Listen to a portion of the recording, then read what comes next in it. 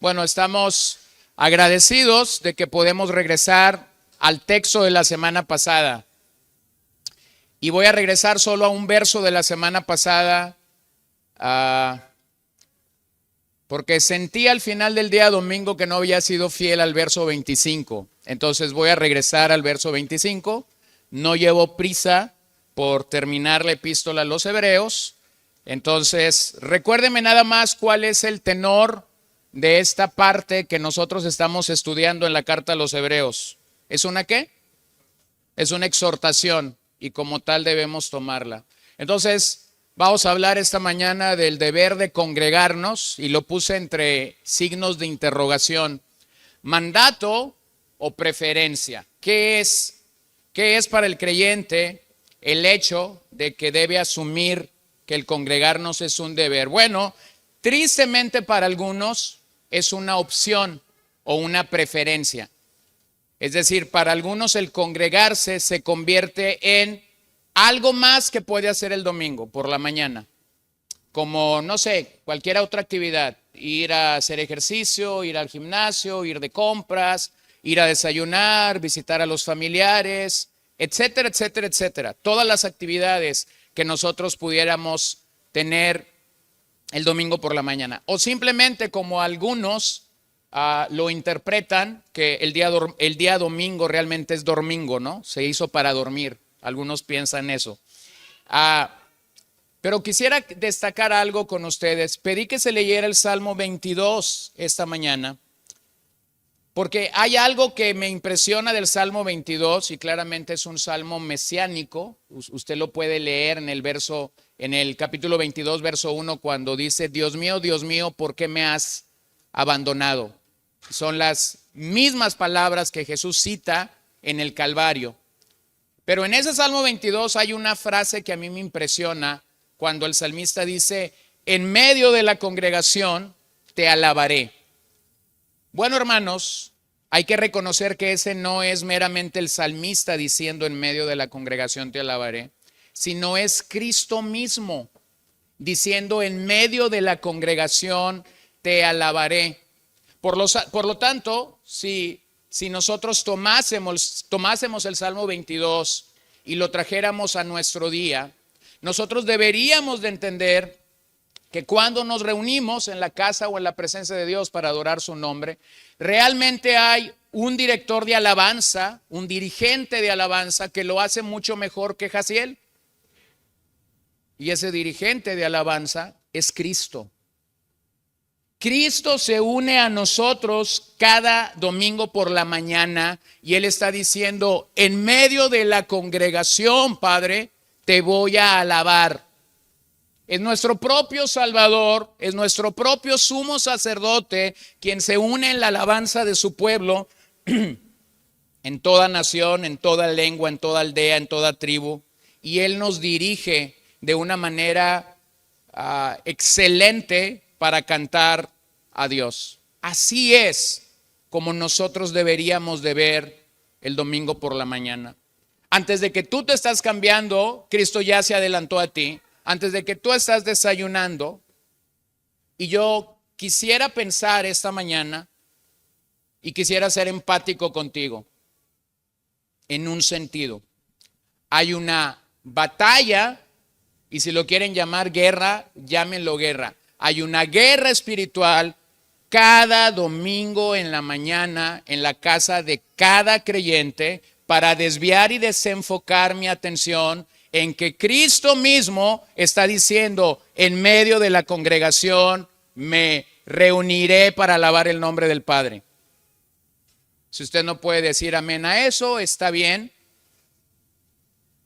Pero esto es una verdad en cualquier familia cristiana en la que usted se quiera parar. El que está enojado porque no desayunó lo que quería, la señora que no encuentra la zapatilla que le va al vestido, el señor que está pensando en un cambio, pero resulta que la esposa planchó otro, los hijos que no quieren venir por X, Y o Z razón. Bueno, en un mundo que habla de tantas guerras y de tantas batallas, esta es una batalla real que todos nosotros vamos a enfrentar semana tras semana. Pero permítame decirle, Los datos post pandemia, los datos después de la pandemia, arrojan grandes cifras. Iglesias que cerraron totalmente. Iglesias que no reaperturaron o no reabrieron sus puertas después de que la pandemia terminó. Por muchas razones, por muchas razones. Otras que disminuyeron su asistencia. Yo conozco pastores de una buena cantidad de estados de la República y una vez que nos volvimos a ver era dramático el saber que había iglesias que se habían menguado al 40, al 50, al 60% después de la pandemia. Iglesias que han perdido su visión y su enfoque totalmente. Iglesias al gusto del cliente que crecieron dramáticamente durante la pandemia, que estuvieron dispuestas a hacer lo que la gente pedía que hicieran. Por ejemplo, usted recordará que yo señalé durante la pandemia mucho y lo hacía, sí, tengo que reconocerlo sarcásticamente, pero había estas iglesias que tenían servicios completos de 30 a 45 minutos. Las iglesias que tenían servicios de 1 hora eran las menos y las que pasábamos las 2 horas éramos vistos como gente rara. Y la razón por la que se hizo eso es porque los expertos de las transmisiones decían, mientras más cortas sean tus reuniones, aseguras que más gente te vea. Y si usted bobea de vez en cuando en algunas iglesias, se van a dar cuenta de algo. Muchas iglesias estamos fuera de la pandemia, pero ellos sostuvieron sus servicios de 30 a 40 minutos. Es triste, pero esta es una realidad. Otras congregaciones crecieron de una manera maravillosa porque Dios quiso simple y sencillamente traer crecimiento a ellos durante ese tiempo. Pero hemos sido testigos del declinar de muchos creyentes en su búsqueda por Dios y también hemos sido testigos de cómo muchos no dieron evidencia de su perseverancia en la fe. Esto es una realidad. Cuando una persona no da evidencia de su perseverancia en la fe, esa persona está en vías o en caminos de la apostasía. Antes de leer el texto una vez más, permítanme tener esto en conciencia. Todos aquí, todos, no creo que haya uno que no, todos aquí hemos escuchado a alguien decir, aunque no asisto a la iglesia local, mantengo mi fe en Dios. Pregunta, ¿usted le cree? Lo voy a volver a decir. Todos aquí hemos escuchado a alguien decir, aunque yo no asisto a una iglesia local, mantengo mi fe en Dios. No necesito ir a la iglesia para seguir siendo fiel. Tengo convicciones firmes y en mi casa yo escucho y coloque el apellido del predicador más famoso en YouTube o en Facebook que tú quieras escuchar. Watcher, Piper, MacArthur o cualquier latinoamericano. Escúchame bien. Solo es cuestión de tiempo para que esa persona pase de una declaración autosuficiente inicialmente para que esté en la incredulidad. Cuestión de tiempo para que esa persona pase de una declaración autosuficiente que te manifiesta que es autosuficiente inicialmente para que se vuelva en incredulidad y vaya camino a la apostasía. Hebreos 10, 24. Mantengamos firme la profesión de nuestra esperanza sin vacilar, porque fiel es aquel que prometió. Consideremos cómo estimularnos unos a otros al amor y a las buenas obras, no dejando de congregarnos como algunos tienen por costumbre, sino exhortándonos unos a otros, y mucho más al ver que aquel día se acerca. Bueno, a la luz de estas 3 exhortaciones que ya consideramos la semana pasada, la vida cristiana realmente nos llama a la acción y a la obediencia. Lo que este pasaje está diciendo es que nosotros debemos tener acciones claras. Y a la par esas acciones claras nos deben llevar a la obediencia. a la obediencia. Entonces, permíteme trabajar o tener una interrogante en mente mientras esta mañana vamos en el mensaje. ¿Qué valor damos? ¿Qué valor damos a congregarnos en Vida Nueva como nuestra iglesia local? Y mientras yo meditaba en esta semana y pensaba en por qué regresar al verso 25 este día, realmente había una carga en mi corazón y oraba para que Dios pueda ayudarnos esta mañana a entender que cada reunión dominical, que cada vez que tú y yo nos unimos a otros hermanos domingo a domingo, esta no es una invitación de la misma congregación. Esta no es una invitación que el liderazgo o el equipo de hombres que predicamos en esta congregación hace. Esta no es una convocatoria que las familias hacen. Esta es una convocatoria que Dios mismo hace.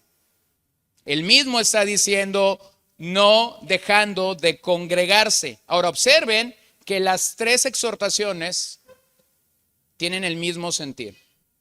Lo primero que dice el autor es, o nos refiere es acerca de mantenernos firmes en la esperanza. En otras palabras, lo que profesamos exige una respuesta madura. Exige una respuesta madura a los obstáculos que tú y yo podemos tener semana a semana para reunirnos. Entonces voy a estar lidiando con muchos aspectos prácticos y permítanme entrar y salir del texto a lo práctico. Por ejemplo, un obstáculo o con algo que vamos a lidiar. Usted no sé, tiene que trabajar el día domingo, sabe que va a tener algo extraordinario pasando el día domingo y que no se va a poder congregar con los santos el próximo día domingo. A pesar de que ha hecho lo posible para tratar de reunirse con los santos, no lo va a poder hacer. Bueno, ¿qué se le viene a la mente que como mínimo podría hacer? Bueno, ahora voy a pensar como oveja. A mí se me vendría a la mente que lo mínimo que yo pudiera pensar hacer es decir, ok, no voy a estar el domingo, pero voy a llegar el jueves a la congregación.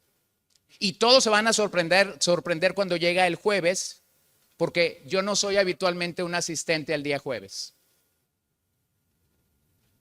¿Pero por qué lo voy a hacer? Porque no voy a poder ir el domingo. ¿Lo ven? Bueno, no pensamos así. La mayoría de la oveja no piensa así. Ahora, se nos llama a mantenernos firmes y eso exige que la decisión sea una decisión fiel y bien fundamentada en la fidelidad de Dios. Lo segundo, que ya trabajamos la semana pasada, es que dice el texto, consideremos. ¿Qué consideramos? Bueno, consideramos nuestras relaciones en el marco de la iglesia. Nuestras relaciones en el marco de la iglesia pueden tener un efecto bueno o pueden tener un efecto malo. Nuestras relaciones en el marco de la iglesia pueden tener perspectivas y empeños, a veces bien enfocados, a veces mal enfocados. Los compañeros pueden ejercer una influencia sobre nuestras acciones, nuestras metas, y nuestra perseverancia puede ser desafiada para realmente cumplir con las tareas y con las encomiendas que Dios mismo nos da. Y finalmente llegamos a la tercera exhortación, que es donde me voy a detener esta mañana. No dejando de congregarnos. No dejando de congregarnos. En otras palabras, lo que el autor está llamándonos a consideración es que la vida cristiana es imposible vivirse sola. Es necesario congregarnos. La razón en la epístola por la que se habla de eso es porque abandonar las reuniones para la audiencia original, para el autor escribirlo y a los hebreos estar leyendo, el no congregarse, el abandonar las reuniones era el camino más rápido hacia la apostasía. Entonces quiero ir en tres directrices esta mañana y en algunas voy a ir más rápido que en otras. Yo sé que ven muchas líneas que llenar, no se asusten. pero voy a ir en 3 directrices: la obediencia al mandato, la importancia del día del Señor y cómo nos preparamos para el día del Señor. Entonces vamos a empezar con la obediencia al mandato. Pareciera ser que en el efecto de este autor, todo creyente debe ser parte de una iglesia local. Y si todo creyente debe de ser parte de una iglesia local, entonces eso habla de que todo creyente debe asumir la membresía en una iglesia local. Todo creyente debería tener en claro el lugar donde se reúne regularmente para adorar a Dios, saber que en ese lugar seremos enseñados por la palabra de Dios, en ese lugar celebraremos las ordenanzas del Señor, es decir, el bautismo para nuevos creyentes y la cena del Señor para creyentes que están caminando en Cristo. Pero también deberíamos asumir como miembros de una iglesia local que somos guiados por el liderazgo que Dios quiso establecer en esa congregación en lo particular. Bueno, el día de hoy hay muchas personas que están en casa, que pueden cambiar de canal en canal o brincar de pastor en pastor. Yo conozco gente que en un día domingo están en 3, 4 servicios, es decir, van de servicio en servicio. He platicado con ellos. No más que hay un problema. Ninguno de esos 4 predicadores a los que escucha es su pastor. La famosa iglesia online, o como lo quieran llamar, la iglesia en línea, el poder ver una enseñanza, el poder ver una clase, el poder escuchar un sermón, no te da pastores, te da predicadores, te da maestros. Pero cuando la Biblia habla de iglesias locales, habla de pastores. Entonces, yo, que soy un creyente, que tengo la idea de que puedo sostenerme solo en casa, de que yo no necesito una iglesia local, porque puedo tener la opinión de 3 o 4 pastores. La realidad es que tú no tienes pastor. La realidad es que tú tienes predicador. Y por lo menos en mi entendimiento de membresía y en mi entendimiento de la iglesia del Señor en nuestros días, nosotros necesitamos ser pastoreados. Nosotros necesitamos ser pastoreados. Bueno, tengo un par de amigos pastores con los que hablo regularmente, pero el viernes tuve el deseo desde temprano de hacer una llamada a uno de estos pastores y por alguna cosa fui dejando pasar las horas y las horas y las horas y ya el día iba a declinar y decidí tomar el teléfono, parar lo que estaba haciendo y hablar a este amigo pastor. Y cuando él me contestó, inmediatamente supe que algo estaba pasando y yo le dije, ¿estás bien? Y yo sé que él padece de algunas alergias, así que yo dije posiblemente está con una alergia ahora. ¿Estás bien?, le digo. Y él me dice, no, estaba llorando. Y entonces casi escribía un libro, Los pastores también lloran. Pero entonces supe que el sentimiento que tenía desde temprano era que en la providencia de Dios, Dios siempre se nos adelanta. Y entonces pasé unos minutos simplemente pastoreando a otro pastor y diciéndole, sí, estos retos también los enfrentamos nosotros, también vamos a pasar por aquí y no estás mal, también padecemos, también nuestra alma se duele de estas cosas.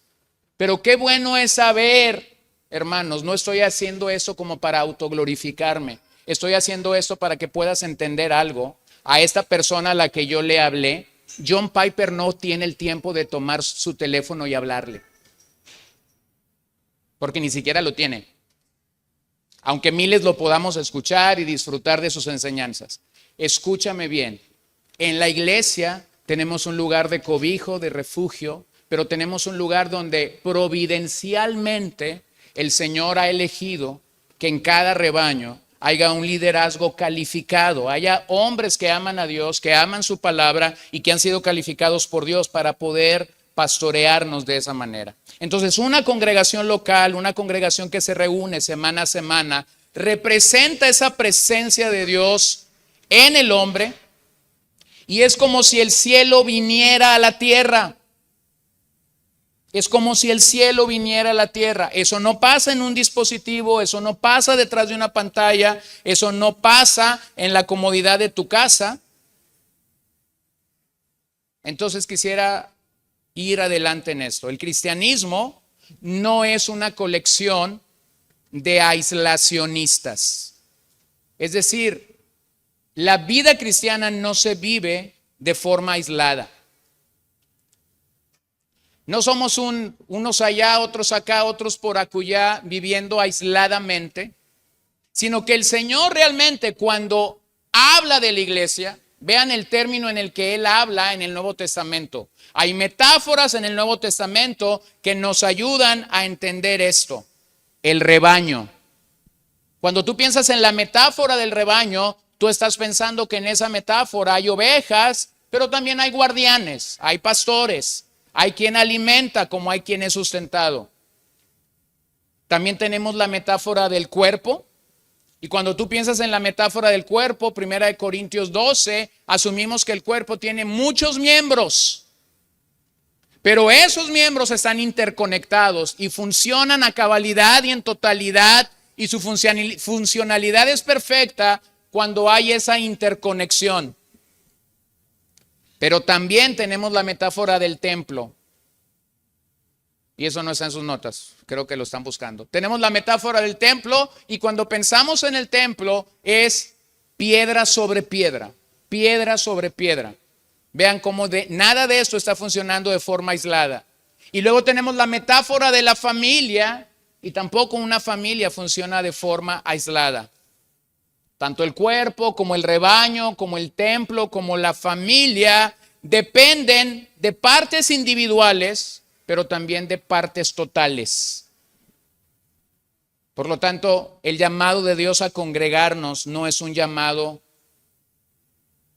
al aislamiento. Matthew Henry decía que la adoración pública no nos eximirá de la adoración en secreto. En otras palabras, el que tú y yo nos reunimos aquí para adorar a Dios públicamente, colectivamente, congregacionalmente, no me exime de yo adorar a Dios en lo secreto o en lo privado a la hora que lo hagas, en el día que lo hagas, en el momento que lo hagas. Síguelo haciendo. Síguelo haciendo. Sigue buscando a Dios de esa manera.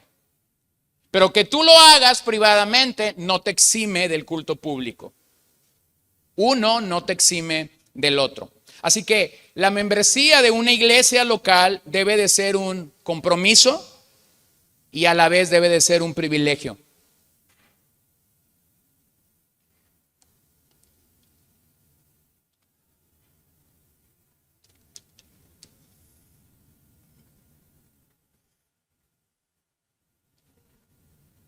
Debe de ser un compromiso y un privilegio. Ahora, permítanme demostrarle por qué es lo que he dicho acerca de pastores. En el capítulo 13 de Hebreos, es claro que esta congregación tuvo pastores.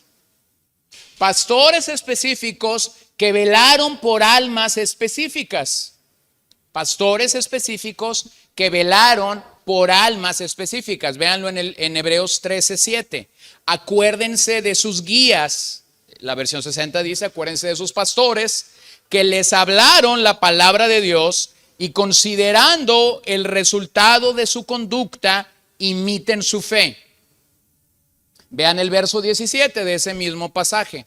Obedezcan a sus pastores y sujétense a ellos, porque ellos velan por sus almas, como quienes han de dar cuenta. Permítanles que lo hagan con alegría y no quejándose, porque eso no sería provechoso para ustedes.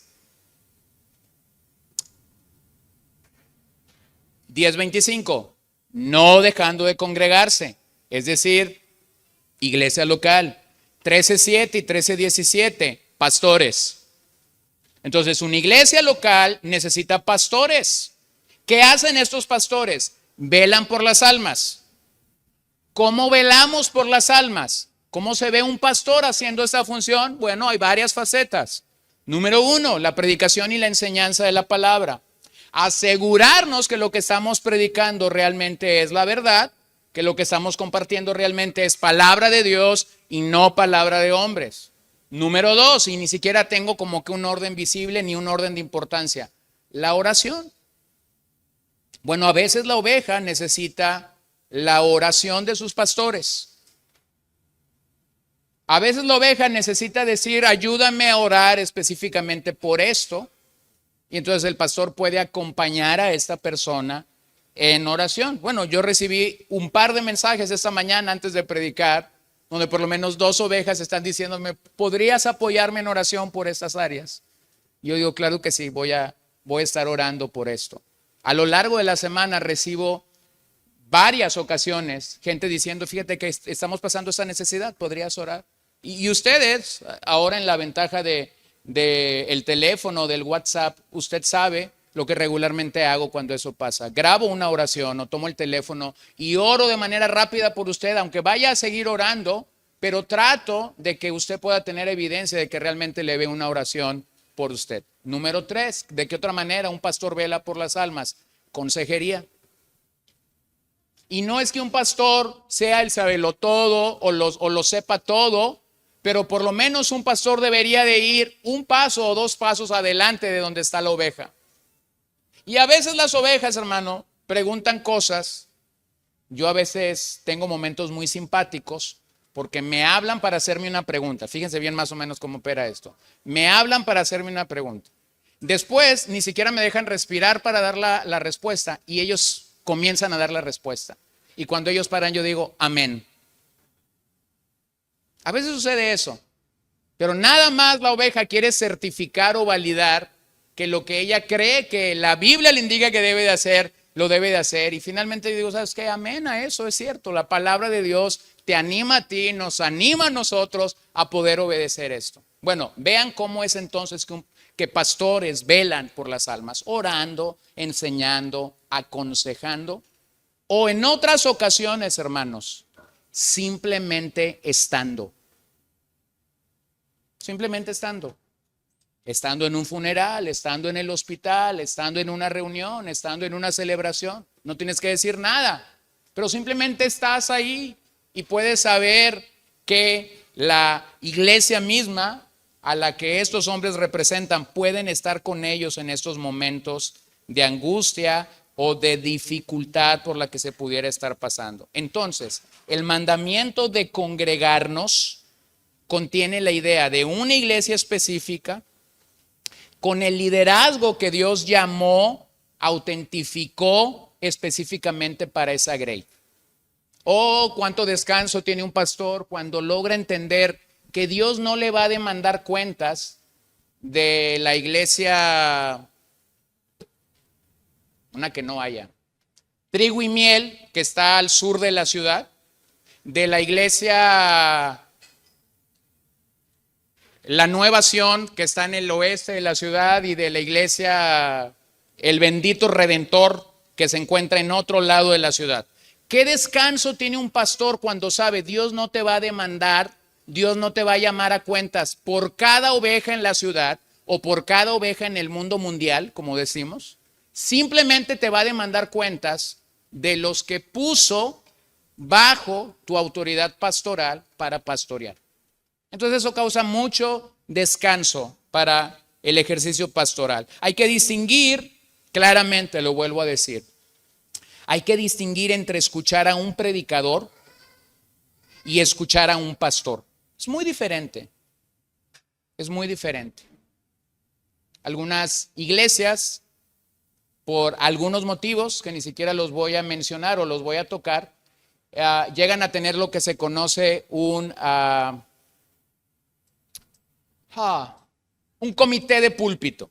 Es decir, hay 6, 7 hermanos que pueden predicar y están rolando ese púlpito domingo tras domingo. Entonces hay una lista del 1 al 7 y van a ir pasando domingo tras domingo. Bueno, lo que esta iglesia va a tener es predicadores dominicales, pero eso ni siquiera se asoma a lo que hace un pastor. Sí, un pastor predica y enseña la Biblia en la congregación el día domingo, pero hace mucho más que eso. Esto es lo mismo a que si tú estuvieras en tu casa y tuvieras a 7 predicadores diferentes a los que tú escuchas. Es lo mismo. O sea, no hay una carga pastoral del predicador, pero tampoco hay un sometimiento pastoral de quien está escuchando a este predicador en lo particular. Entonces, por un lado, habla de esa realidad este pasaje. La Biblia es clara en 1 Timoteo 3 y en Tito 1 acerca de las calificaciones que estos hombres deberían tener para poder ser ancianos de una congregación. Pero mira 1 Tesalonicenses 5:14, por ejemplo. 1 Tesalonicenses 5:14. Los exhortamos, hermanos,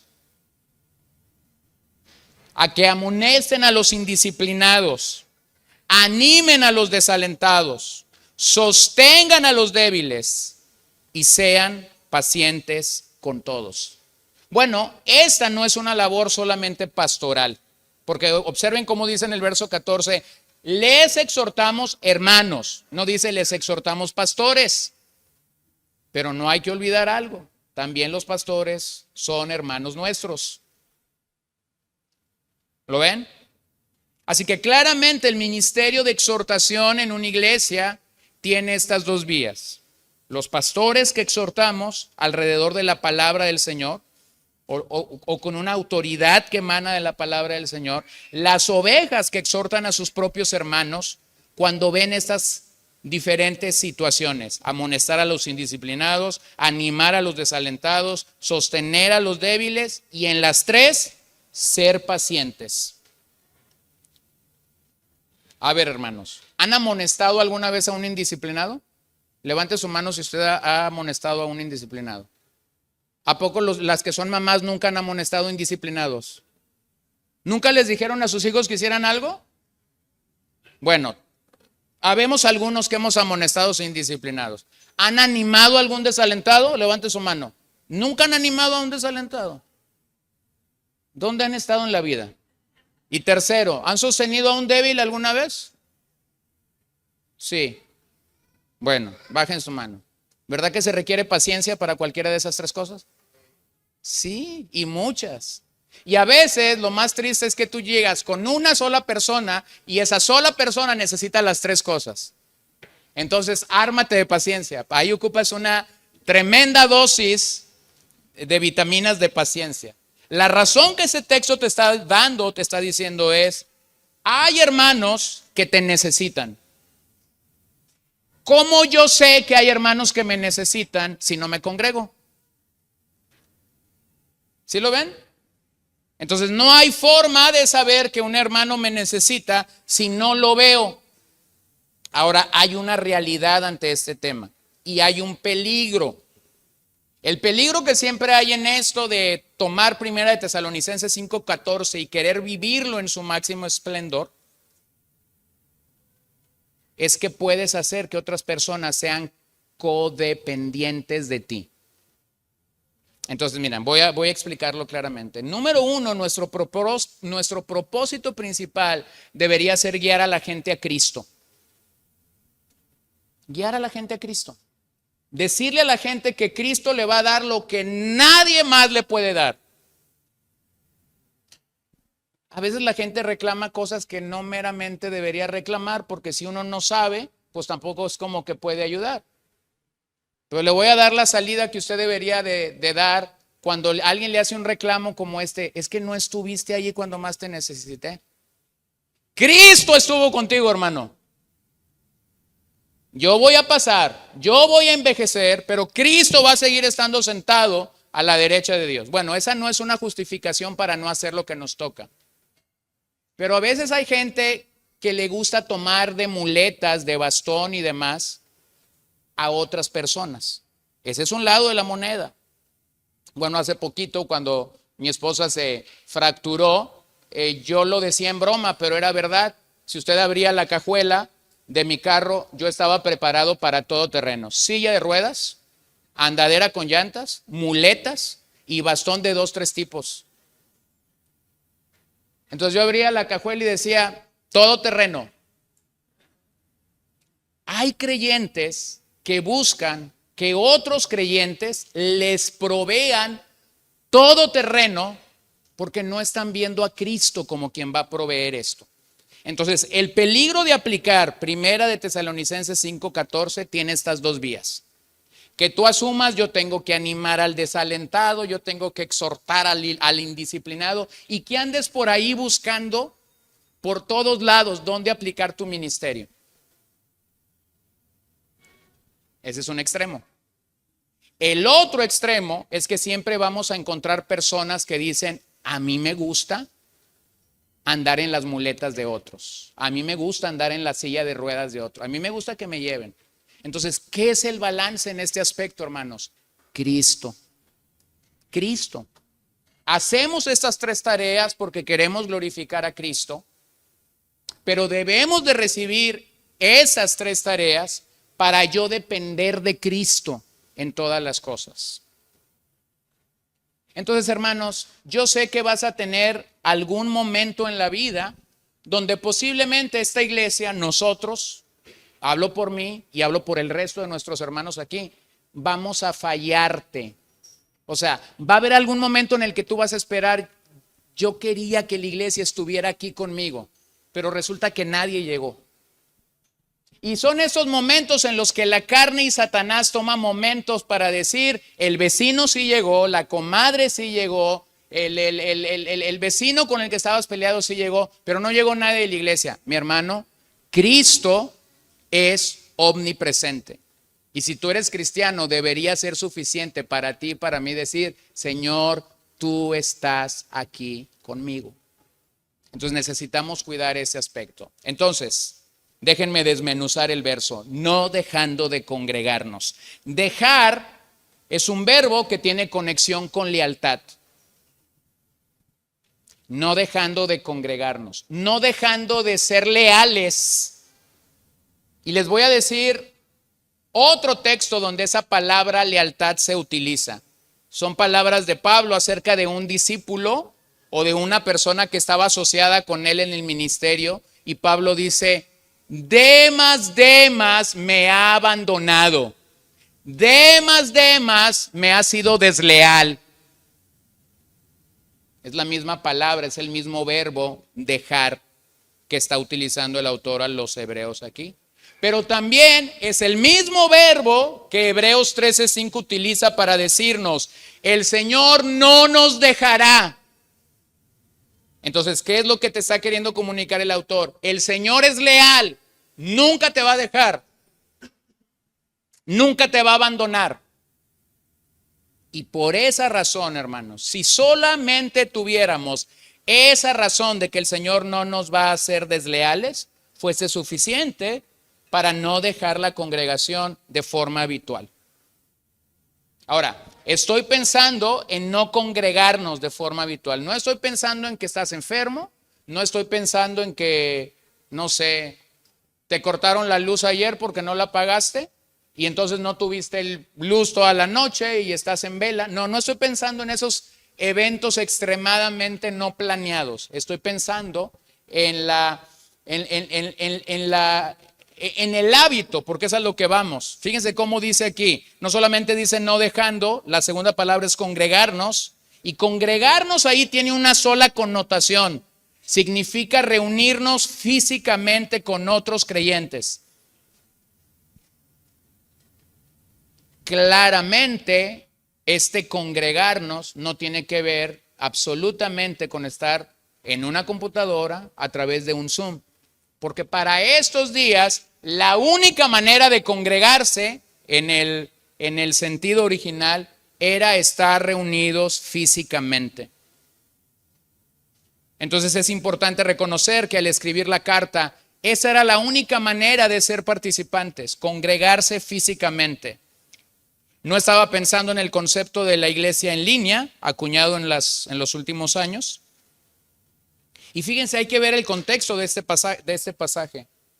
Porque cuando él dice no dejando de congregarnos, había pasado algo. En el año 64, Nerón había originado un incendio en Roma. El gran sueño de Nerón, del emperador Nerón, era destruir Roma para volverla a edificar y llamarla Neronia y él perpetuarse.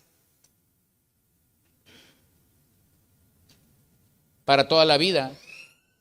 Entonces, cuando él provoca el incendio de Roma en el año 64, él culpa a los cristianos. Y él dice, los cristianos quieren acabar con mi imperio.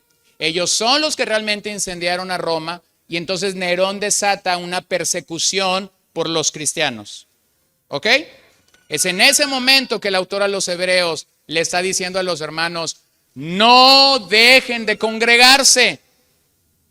Entonces, ¿qué es lo que quiero decir? ¿Crees que el día en el que el autor a los Hebreos era un día peligroso para reunirse? Sí. Era un día peligroso porque el Imperio Romano estaba persiguiendo a los cristianos para martirizarlos, para en algunos casos encarcelarlos, en otros casos sacrificarlos, en otros casos llevarlos al circo romano y hacer añicos de ellos. Así que si era peligroso para un creyente manifestar su fe en aquel día, debió haber sido sumamente peligroso estar en una reunión pública como nosotros. Es más fácil agarrar a 100 o a 150 juntos que andar buscando de uno en uno. Entonces, el día en el que él está diciendo no dejen de congregarse, no era un día cómodo, era un día inquieto. Era un día inquieto. Entonces, lo que esto está llamándonos es claramente el hecho de que necesitamos la adoración colectiva. Vean cómo Salmo 122:1 nos lo dice claramente. Yo me alegré cuando me dijeron, vamos a la casa del Señor. Bueno, ese mismo sentir, ese mismo deseo es el que nosotros deberíamos tener cada semana cuando nos reunimos a adorar a Dios de manera pública. Nos congregamos porque Dios lo establece, así que debemos honrarlo al venir con la motivación correcta. O como Pablo lo dice en 1 Corintios 11, del 17 al 19. Pero al darles estas instrucciones, no los alabo porque no se congregan para lo bueno, sino para lo malo. Pues en primer lugar oigo que cuando se reúnen como iglesia hay divisiones entre ustedes, y en parte lo creo, porque es necesario que entre ustedes haya bandos a fin de que se manifiesten entre ustedes los que son aprobados. Mira cómo Pablo lo dice, porque no se congregan para lo bueno, sino para lo malo. Entonces hay motivaciones correctas para congregarnos, pero también puede haber motivaciones incorrectas. Déjeme pensar en 2, 3, nada más.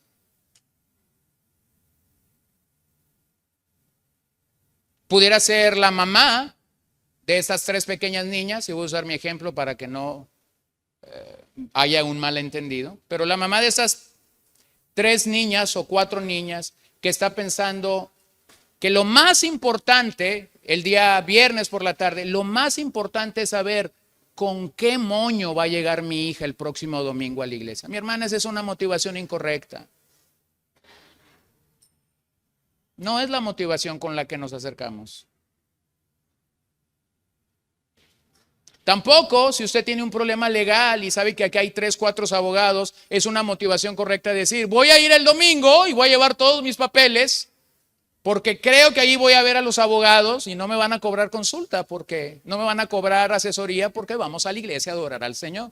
Tu motivación es incorrecta, hermano.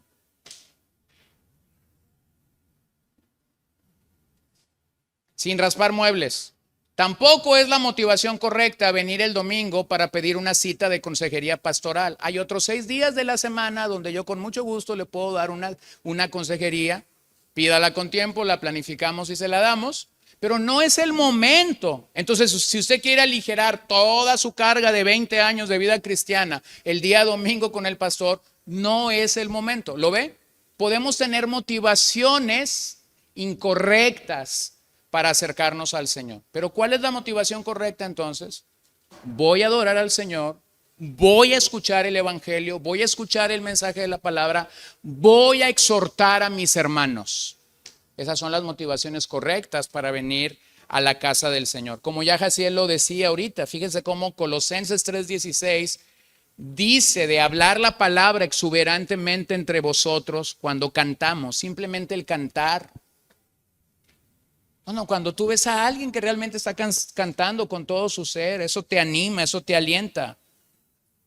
Entonces, definitivamente, hermanos, la asistencia a la iglesia local es un mandato, no es una opción.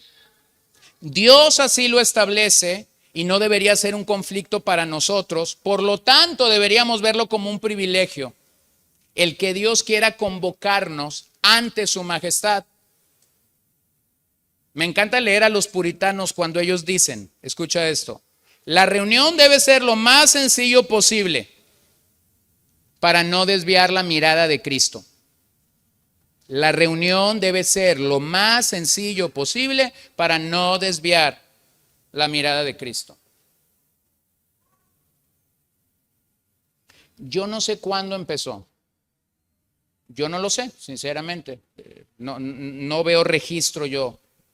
Pero si usted sigue algunas congregaciones, usted se va a dar cuenta cómo el día de hoy se celebra la Cena del Señor. La Cena del Señor, algo tan hermoso, algo tan precioso que recuerda el sacrificio de Cristo, que anuncia que el Señor murió, resucitó y regresa por su iglesia, ahora se ha convertido en toda una planeación.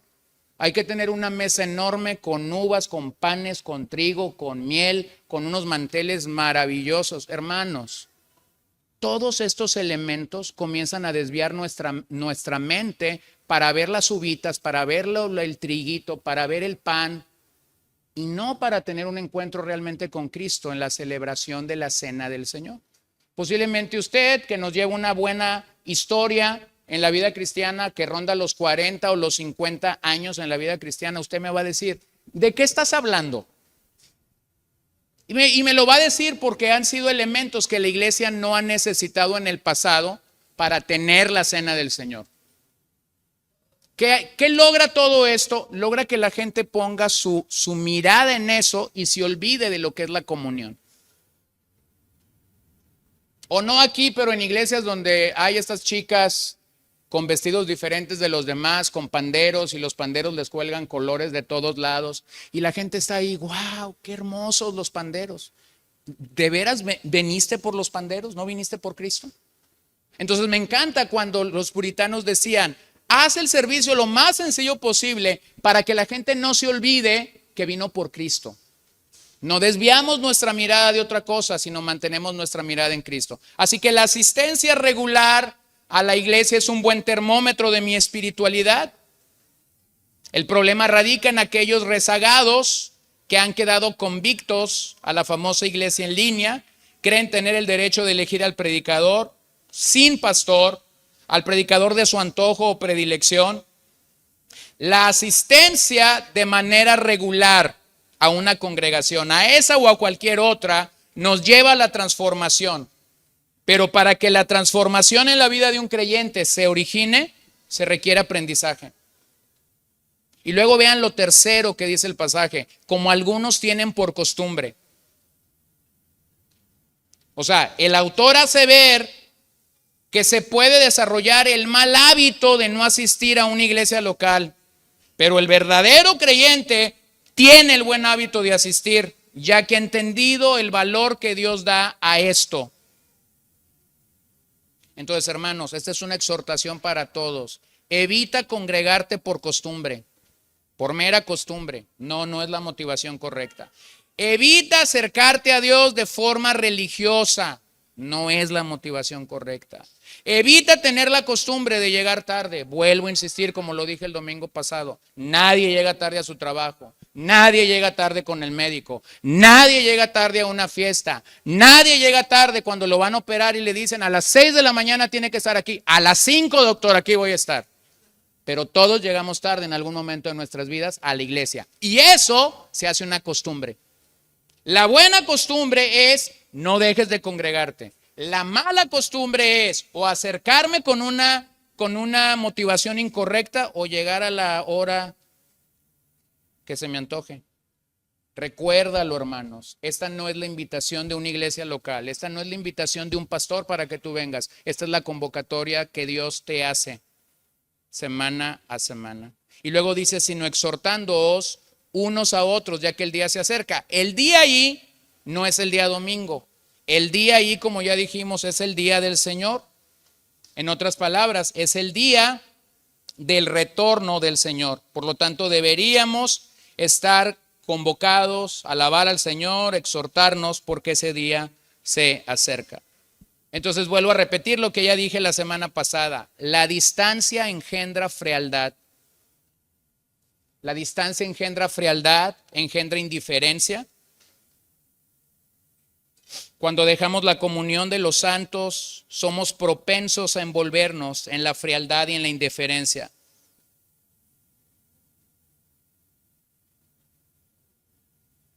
El autor no dice por qué algunos descuidaban las reuniones, pero si lo hubiera dicho, nos sorprenderíamos de las coincidencias que pueden tener. Algunos por liviandad, otros por pereza, otros por cansancio, otros por trabajo, por dificultades, por un sentido de superioridad espiritual o porque se creen suficientes para apartar a una persona de la comunidad.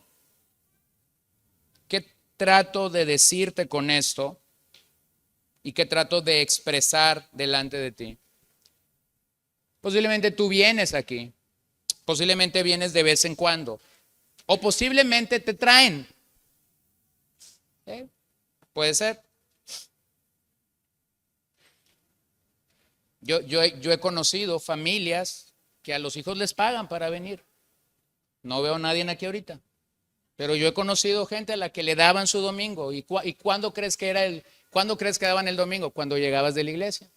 Entonces tú dices, ay, esta hermana cómo trae niños. No, pues es que esos niños vienen porque al final de que lleguen a su casa hay 100 pesos para cada uno. Y algunos niños me están viendo y me están haciendo así.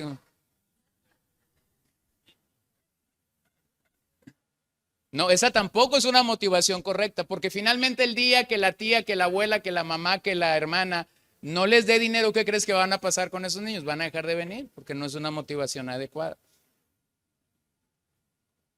Pero honestamente, hermanos, a la luz de este pasaje, honestamente, si tú no tienes deseo de venir cada semana a encontrarte con el Dios que te está convocando, lo más probable es que tú no eres cristiano. Lo más probable es que tú estás muerto espiritualmente y mi llamado esta mañana es un llamado al arrepentimiento. Entonces, el ser miembro a la luz de todo esto que hemos dicho no es un estatus. El ser miembro es un oficio o un trabajo. ¿Cómo es eso, pastor? ¿Qué estás diciendo? Pues lo voy a poner en esta perspectiva. ¿Es un oficio o es un trabajo? Cuando tú piensas en el oficio de un pastor, o si lo quieres ver como un trabajo, entonces ese pastor mínimamente debería pasar una buena cantidad de horas durante la semana planificando lo que va a predicar, sentándose el lunes y abriendo el pasaje que va a predicar, trazando unas cuantas líneas el lunes, comenzando a orar por lo que va a predicar, estar leyendo una buena cantidad de documentos, estar pensando, estar estructurando, y eso va a ser lo que esa persona va a estar trabajando durante los próximos días, martes, miércoles, jueves, viernes, sábado y hasta el domingo por la mañana. Espero que esa no sea la regularidad de todos nosotros, pero a veces lo es. Bueno, ¿y qué hace la gente? ¿Simplemente viene porque viene? No, ese es su oficio, ese es su trabajo. Así como hay un hombre que ha sido responsable durante la semana para planificar lo que va a compartir, para saber lo que Dios va a hablar a ese pueblo por medio de la palabra, es de la misma manera que responsablemente alguien debería decir, yo estaré allí, estaré a tiempo. Entonces por eso digo que no es un estatus, sino es un oficio y es un trabajo, porque ser miembro no es algo pasivo, sino es algo activo. Conlleva cuidarnos mutuamente, conlleva asistir fielmente a las reuniones, conlleva someternos a nuestras autoridades espirituales, conlleva el sostenimiento económico de la obra local, conlleva la práctica de los unos a los otros que hay en el Nuevo Testamento, conlleva el cultivar el don espiritual que el Señor te ha dado. Eso no es pasivo, todo eso que acabo de mencionar es activo. Es decir, necesitas practicarlo semana tras semana. Miren cómo Primera de Pedro 2:9 lo dice.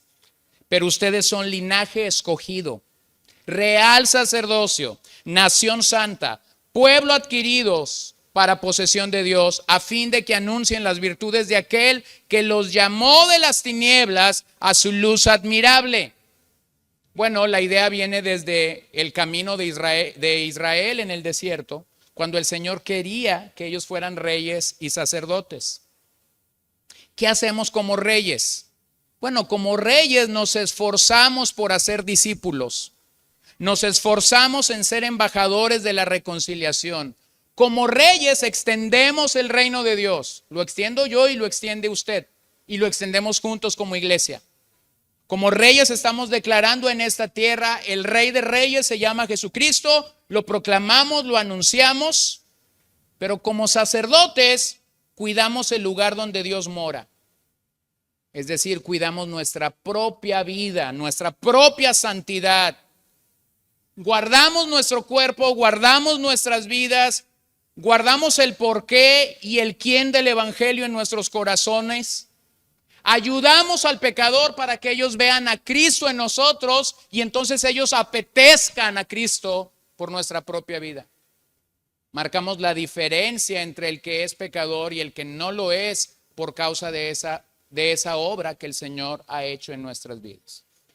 Entonces yo le pregunto, ¿es un mandato congregarnos o es una opción? Vale más que me diga que sea mandato y si no me tengo que regresar si no es así. Pero es un mandato. A la luz de todo lo que he dicho y de muchos pasajes que no puedo llegar a ellos, esto no es una opción, es un mandato. Ahora, número 2, veamos la importancia del día del Señor. Usted recordará que en el Antiguo Testamento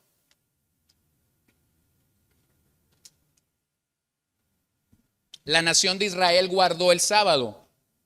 Esto era desde la puesta del viernes hasta la puesta del sábado. Ellos guardaban el día, ellos observaban ciertas y cuales mandatos que la ley misma prescribía para tener esa comunión con el Señor. Pero cuando llegamos al Nuevo Testamento, nos damos cuenta que Cristo cumple el Sabbat. Cristo cumple el Sabbat y se nos acredita a nosotros. Es decir, Cristo es el cumplimiento de que ellos guardaran el sábado para tener comunión con Dios.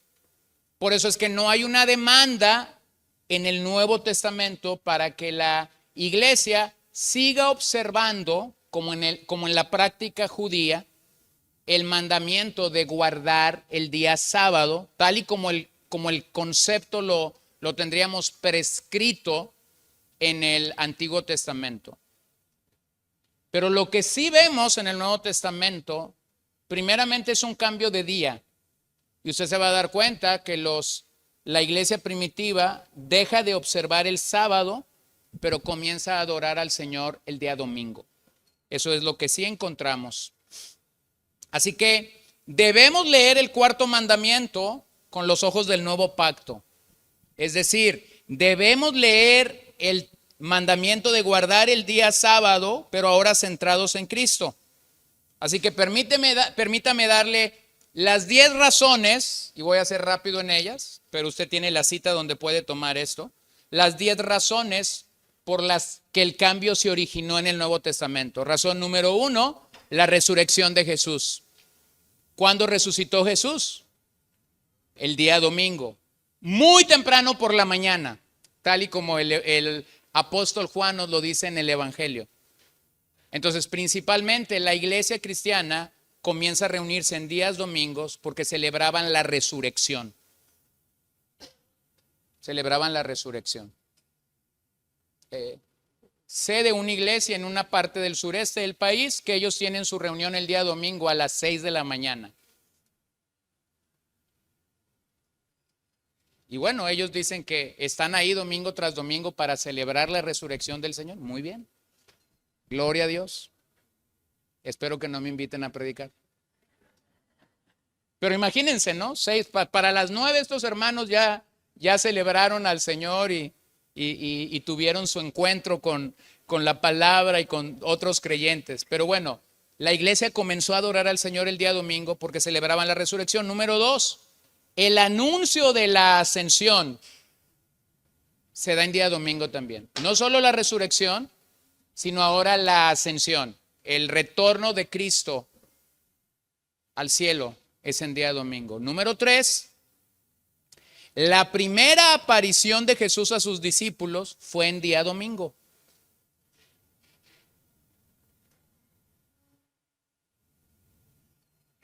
Número 4, Jesús abrió la mente de sus discípulos para entender las Escrituras en un día domingo.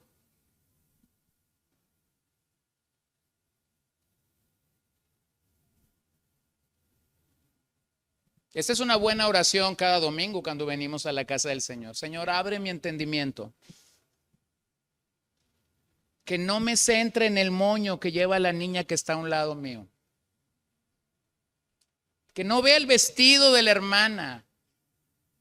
Que no vea lo mal arrugado que iba el hermano. Que no vea cómo canta el hermano. No, Señor, abre mi entendimiento de tal manera que cuando yo me suba al carro y regrese a casa, yo pueda entender más el texto que se me ha compartido. Número 5, Jesús dio la gran comisión a sus discípulos en día domingo.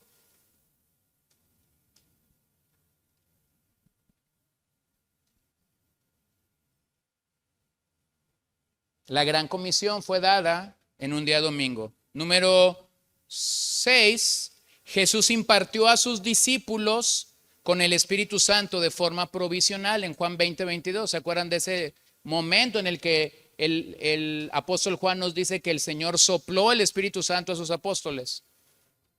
Bueno, eso fue una manera provisional, porque después vemos que en Pentecostés el Espíritu Santo vino de forma visible.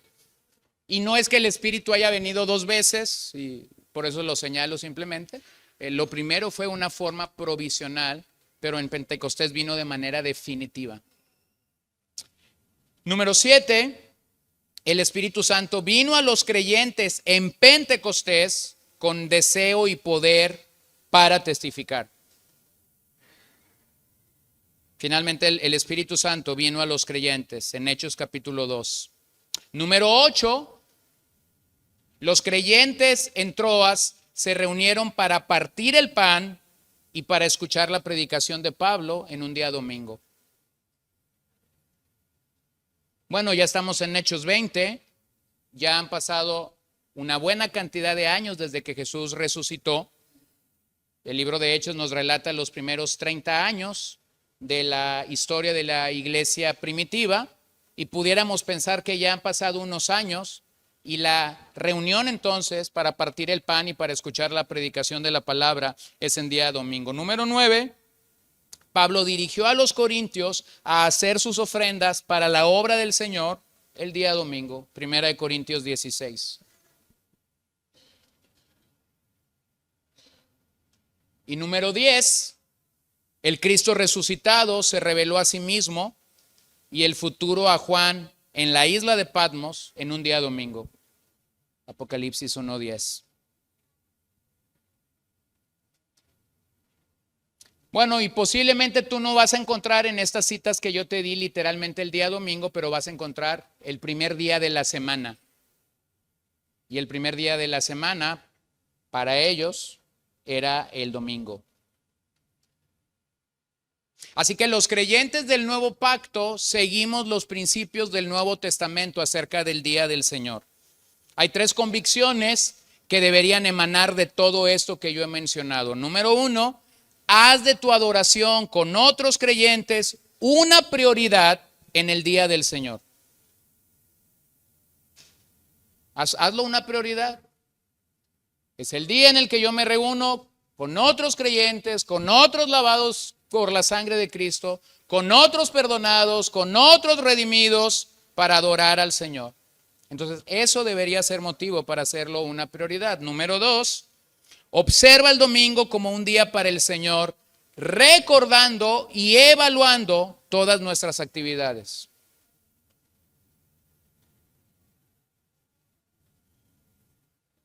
Es decir, deberíamos mirar el domingo, no solamente cuando estamos aquí en la mañana y nos vemos bien bonitos, bien cambiaditos, bien peinaditos, sino el resto del domingo como una manera de evaluarlo para glorificar a Cristo. Lamentablemente, la iglesia ha perdido el sentido bíblico. A veces no tenemos expectación por el día domingo porque hemos caído en la práctica de este mundo. Fíjense bien. Cuando el viernes se aproxima o cuando el viernes comienza a ser estas horas de la tarde, usted y yo comenzamos a escuchar el término, que pases ¿un buen qué? Un buen fin de semana, que tengas un buen fin, dicen algunos. Y nosotros hemos caído en esa práctica. Y vemos el sábado y el domingo como el fin de semana. ¿Cierto, no?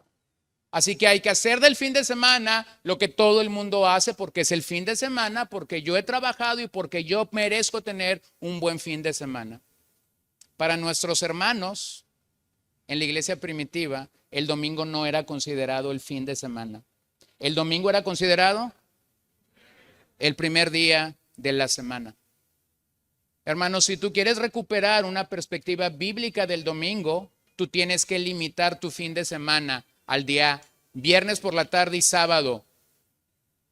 Pero el domingo no es fin de semana, el domingo es el primer día de la semana y yo debería desbocarme en adoración y en alabanza por todos los 10 motivos que yo ya di en las Escrituras para que Cristo sea glorificado en nuestras vidas.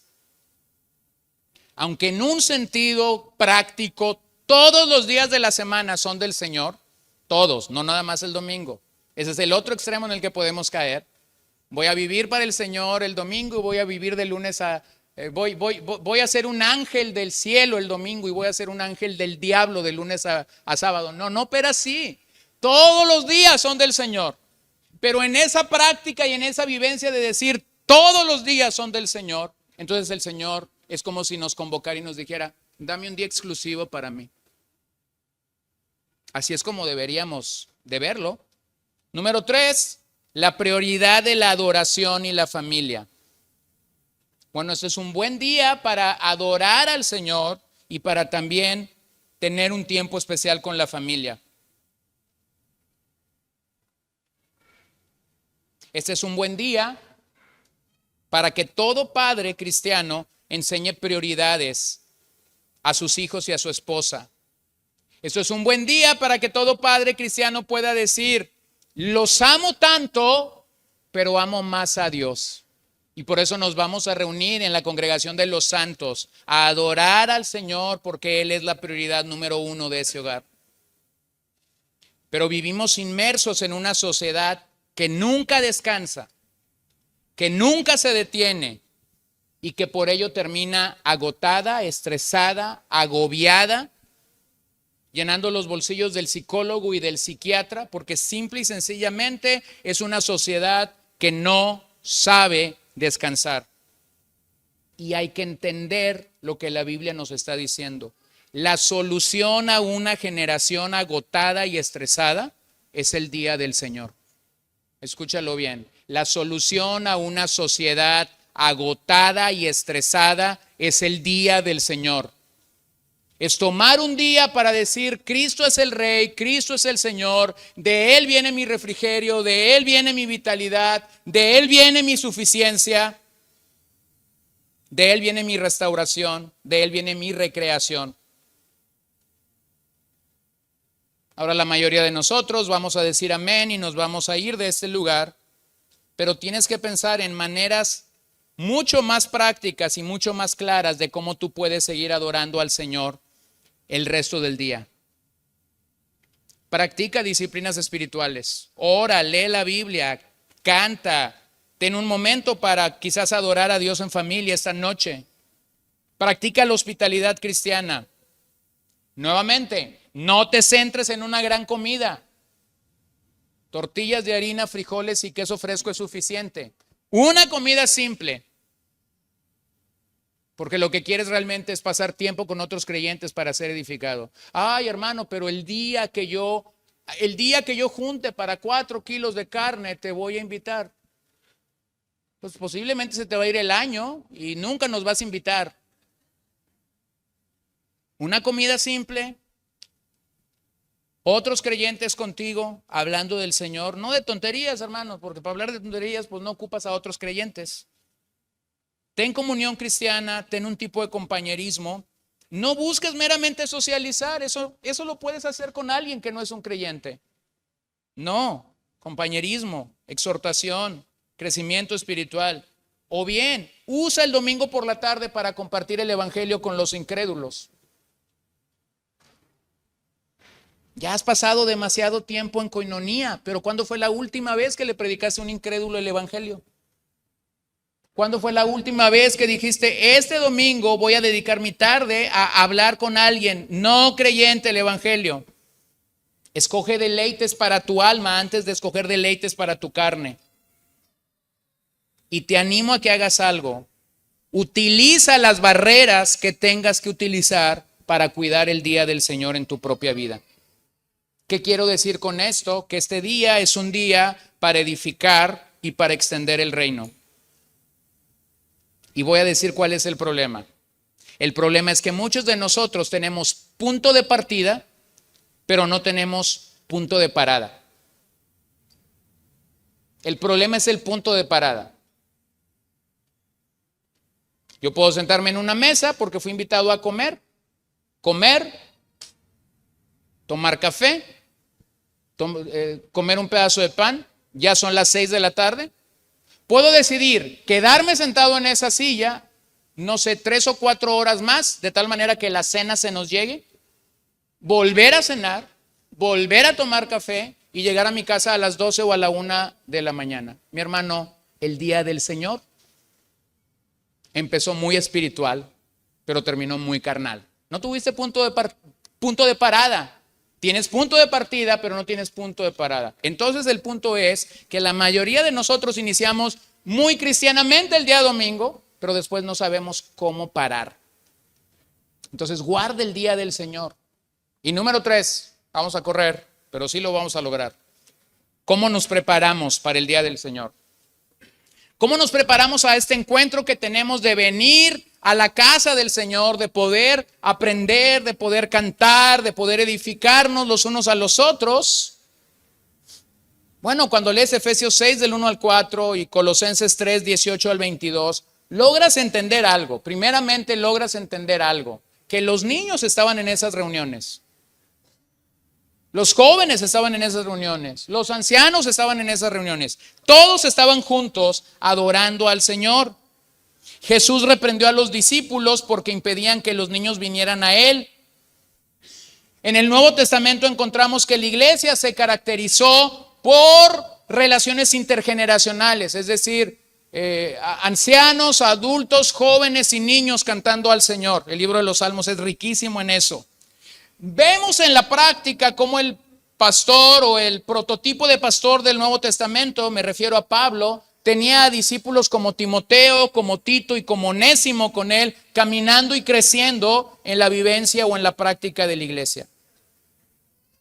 Así que uno de los grandes desafíos de nuestras vidas y familia es que debemos desear la predicación como el bien supremo que mi alma requiere y por ende participar activamente en su desarrollo.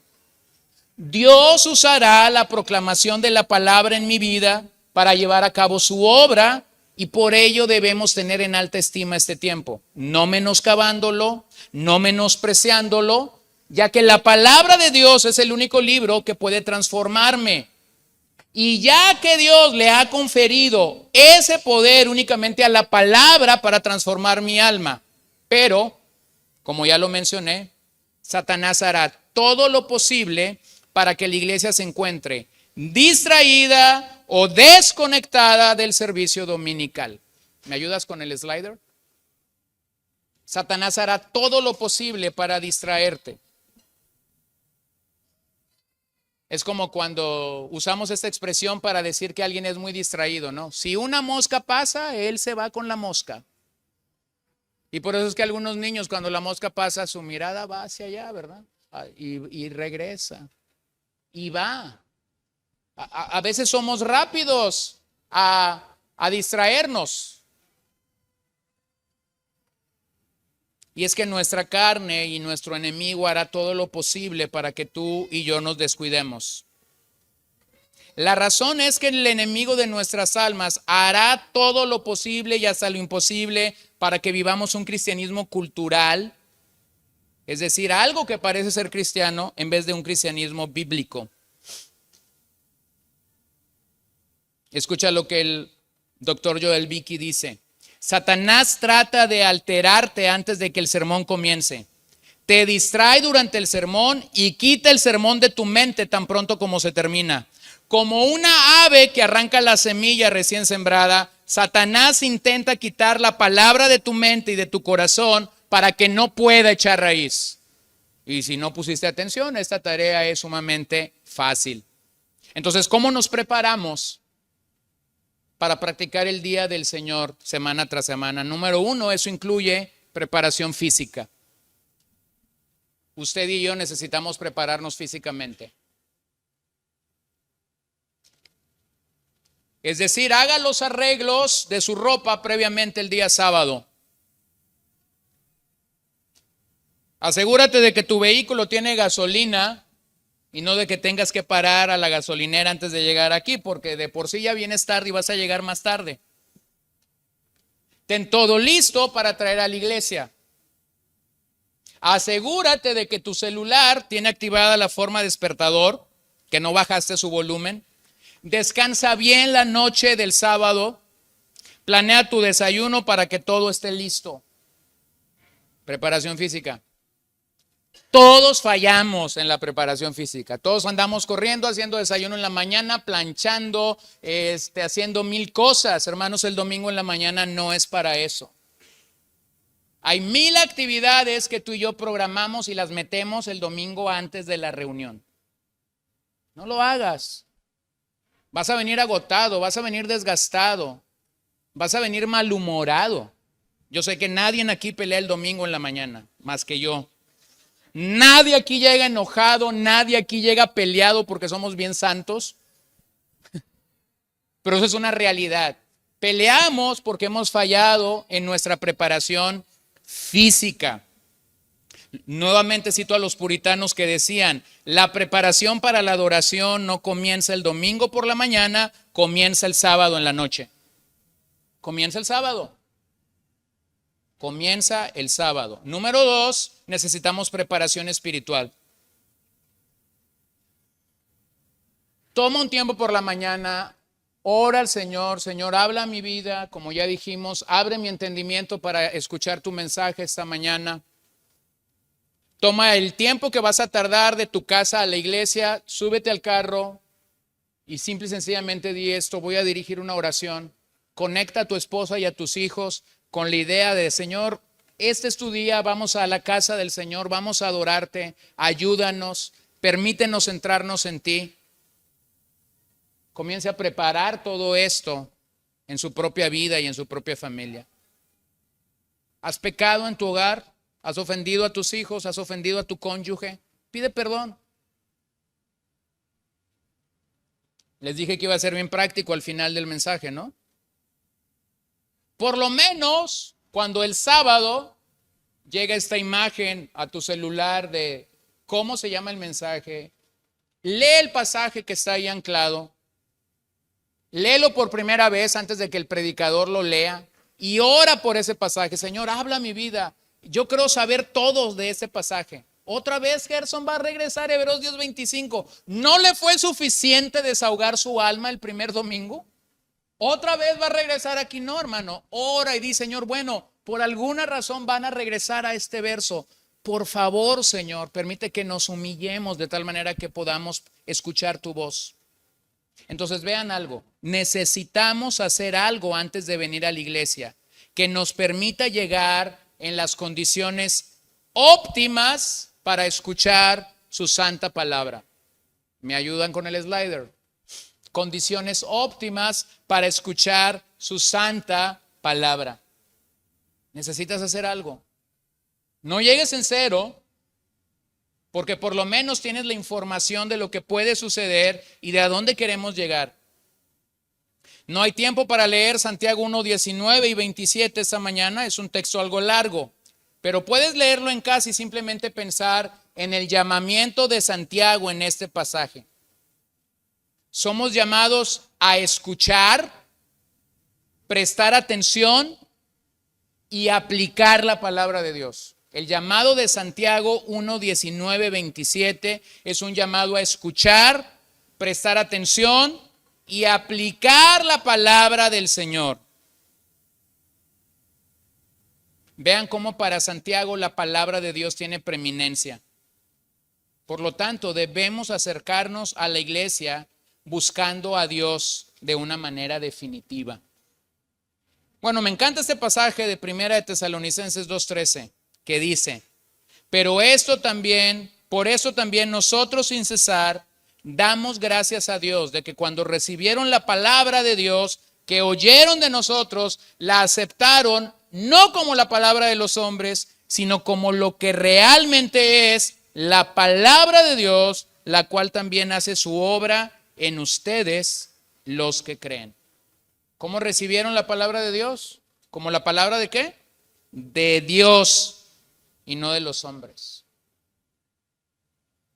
Así que cuando Dios nos convoca en una reunión y la palabra es abierta para ser predicada, lo que tú tienes delante de ti, el sonido que está llegando a tus oídos es la palabra de Dios, no la palabra de los hombres.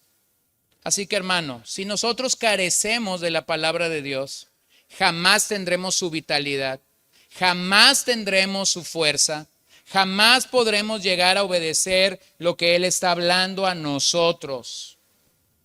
Así que debemos de llegar a una conclusión. Los pastores en una iglesia tienen la responsabilidad de preparar el alimento de manera activa. Las ovejas en una iglesia tienen la responsabilidad de comer el alimento de una manera activa. Los pastores alimentamos, las ovejas comen. ¿Sí? Pero si una oveja deja de ver a su pastor como pastor y lo comienza a ver simplemente como predicador, entonces la oveja va a tener la opción de lo que muchos tienen ahora detrás de una pantalla, de decir: esto sí me gusta, esto no me gusta. Hasta aquí llegaste, predicador. Apagaste la tele. Y algunas ovejas, cuando dejan de ver al pastor como pastor, dejan de ser alimentadas. Y aunque Dios en su fidelidad sigue proveyendo alimento para ese rebaño, podemos caer en la tentación de hacer lo mismo.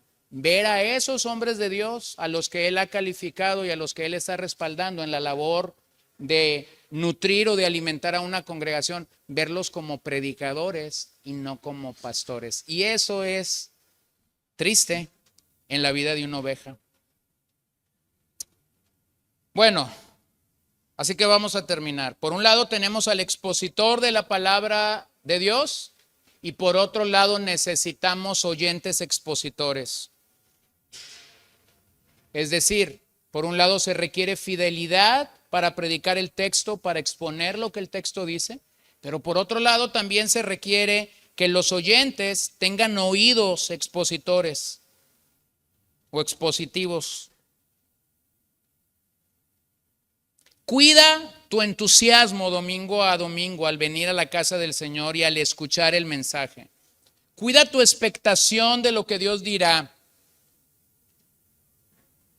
Así como un predicador que realmente o seguramente está haciendo su labor, debe de cuidar lo que predica, sabiendo que estas almas tienen delante de sí la eternidad, o una eternidad con Dios o una eternidad sin Dios. Así que véanlo, el predicador no es el único que trabaja en ese proceso. El oyente también trabaja, ya sea haciendo suyo el mensaje o rechazándolo. Pero si la oveja rechaza la voz de los pastores que están velando o cuidando de su alma, entonces entran en una triste realidad como la que podemos ver el día de hoy a mucha gente después de la pandemia, simple y sencillamente diciendo: esto sí me gusta, esto no me gusta, esto sí escojo, esto no escojo. Por eso dije, el pasaje habla claramente de una iglesia local con pastores locales. Esos pastores locales alimentan a un rebaño local, velan por la salud de ese rebaño local. Y todas las aplicaciones que emanan de ese mensaje, que surgen de ese mensaje, son para esta congregación. O sea, ahí puede haber gente detrás de la pantalla o hermanos que nos escuchan de otros lados, que qué bueno que están aquí, pero no soy su pastor. Y cuando yo predico, yo no pienso en quién me escucha. Cuando yo predico, yo pienso en el rebaño que está aquí reunido y cómo ustedes y yo tenemos que aplicar este mensaje. No pienso en nadie más, porque eso sería salir de mi jurisdicción o pensar fuera de mi jurisdicción en cómo es que el mensaje tiene que ser aplicado. Entonces, para concluir, Dios nos convoca domingo a domingo. Eso debería de ser peso suficiente para decir: voy a llegar a tiempo, voy a llegar con una buena actitud y voy a llegar sabiendo que el Señor mismo me está diciendo: ven. Voy a llegar sabiendo que Cristo mismo en el Salmo 22 está diciendo: de ti será mi alabanza en medio de la congregación. Pero también, hermanos, quisiera alentarte. No te desalientes cuando un miembro nominal ha perdido su interés en la reunión de la iglesia. No te desalientes cuando alguien ha dejado de venir por una sola razón. Pareciera ser que ese es el problema, no de Vida Nueva, no de la temporada 22, 21, 2022 o 2023. Pareciera ser que hay personas en la iglesia del libro de Hebreos que están abandonando su iglesia. Entonces, no, lo que quiero decir es, esto no es un problema de la pandemia. Este es un problema del corazón, de obedecer o de no obedecer al Señor. Y hay hermanos que se justifican, o sea, uno no pregunta. A mí me dicen cosas que yo digo, no puedo ir el domingo, pero los veo en un súper, los veo en el centro, los veo en una fiesta. Y bueno, digo yo, pues ha de ser más importante ir al súper que ir a tener una reunión con Dios. Ha de ser más importante una fiesta, ha de ser más importante hacer todas estas cosas que congregarte para buscar al Señor. Pero quiero decirte algo para finalizar. Cada reunión dominical apunta a una gran reunión en el tabernáculo celestial que un día habrá, donde estaremos reunidos de toda nación, de toda lengua, de toda tribu, y estaremos allí para adorar al Señor. Cada domingo yo me preparo para esa reunión. Así que no hay razón que justifique nuestra ausencia, no hay razón alguna para perder la bendición y el poder de reunirnos. Lo único que eso muestra es que no estás dando prioridad a lo que delante de Dios es prioritario, porque esta convocatoria nuevamente viene de Dios.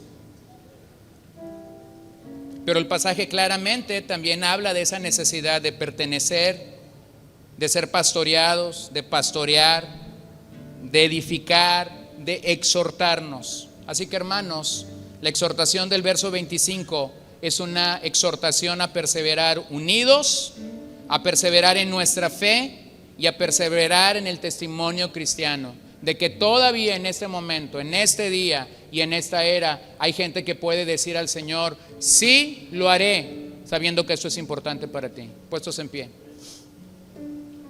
Señor, oramos esta tarde que en tu gracia y en tu amor tienes a bien hablarnos, llamarnos a cuenta, extender tu misericordia y tu gracia sobre nuestras vidas, para que entonces nosotros podamos venir a ti y poder decirte: tú eres lo más especial, tú eres lo más prioritario. Pero no solamente decirlo de labios, no solamente decimos porque sale de allí de nuestra boca, sino decirlo con todo nuestro corazón.